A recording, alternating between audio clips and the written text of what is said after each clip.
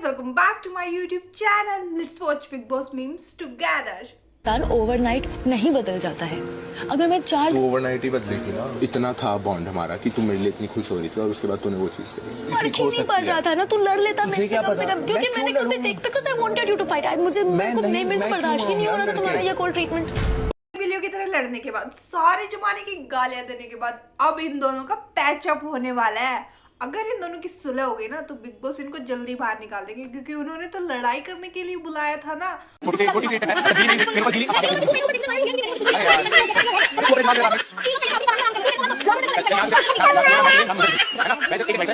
घर के अंदर बाद में जाएंगे, कपड़े भी बाद में चेंज करेंगे, पहले हम लड़ लेते हैं। इन दोनों को और किसी कंटेस्टेंट की जरूरत ही नहीं है, ये दोनों आपस में लड़के और एक दूसरे को टीआरपी दे सकते हैं। तक तेरी औकात है, उसके बाहर नहीं है, इसलिए घर के अंदर तक ही बोल। अभी क्या करने आया तू? यहाँ पे क्या करने आया ये बता। तेरी लेने आया हूँ, कब दे रहा है बता। बिग बॉस का हर एपिसोड रजत भाई की गाली और उनकी धमकी के बिना अधूरा सा लगता है। मतलब बीच में लगा था कि सुधर गए हैं एक दो एपिसोड में, कि पुकी बाबा बन गए हैं, लेकिन नहीं। इनको लगता है कि मैं जोर जोर से चिल्ला के अगर बोलूंगा और गाली दूंगा ना तो सही दिखूंगा। नहीं भैया, तुम बहुत गलत दिख रहे हो। मैं गई, मैं नहाई और मैं वापस आ गई। मैंने कोई वॉशरूम यूज नहीं किया। और आप अगर दिखा रहे थे कुछ तो आपको मुझे दिखाना चाहिए था। विवियन, जब मैं वॉशरूम से निकली थी तो करण को ले जाके क्यों गया? गंदगी खुद फैलाओ और मेरा नाम लगा दो। इतने गट्स हो ना तो डायरेक्टली बात किया करो, लोग ले जाके मत पूछा करो ये देख वो देख। मेरे ऊपर झूठा नाम और झूठा इल्जाम लगाओ ना मत। विवियन डिसेना झूठा इंसान। इतनी दम है ना तो आके मुझे बोलता, किसी और को ले जाके नहीं दिखाता। बिग बॉस के हर सीजन में दो प्रॉब्लम तो होंगी ही होंगी। पहले राशन की प्रॉब्लम, दूसरी पोटी की प्रॉब्लम। पहले तो इन लोगों ने पुनीत सुपरस्टार को टारगेट किया, फिर उसके बाद में नेजिदा बा को, अब ये चाहत को टारगेट कर रहे हैं। मतलब कि ये लोग सच्ची में इतना गंद मचा रहे हैं। Oh my god, everything off, leaving. सारा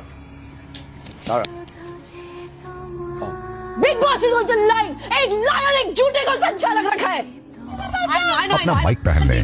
सारा नो नो सारा इन स्टाइलिश चाची का तो दिमागी संतुलन एकदम बिगड़ चुका है। पहले खुद मधुमक्खी के छत्ते में हाथ डालेंगे, फिर बोलेंगे I can not tolerate this man. इनको खुद को माइंड कोच की जरूरत है। मतलब इनका खुद का कोई मुद्दा नहीं है, हर किसी की लड़ाई में घुसती रहती है बीच बीच में। सारा जी, खड़ी हो जाइए एक मिनट। कुछ पूछना था आपसे।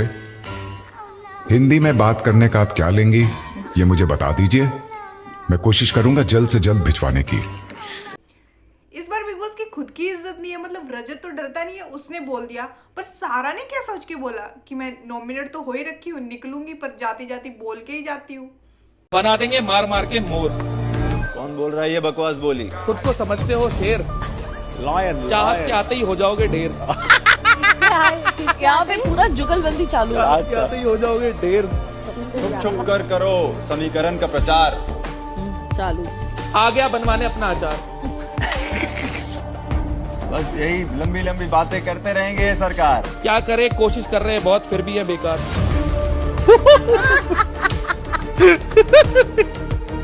जबरदस्त, I'm enjoying this. लेवल है ये। जब से दिग्विजय आया ना, इसके अंदर ऑटोमेटिकली एनर्जी आ गई है। मतलब इसने आके सोए हुए शेर को जगा दिया है। इतने दिन से थोड़ा नहीं दिख रहा था, लेकिन अब हर दूसरे दिन किसी ना किसी के साथ लड़ रहा है। किसी का भूत बना रहा है, किसी का मोर बना रहा है, किसी का भूत बना रहा है, किसी का मोर बना रहा है।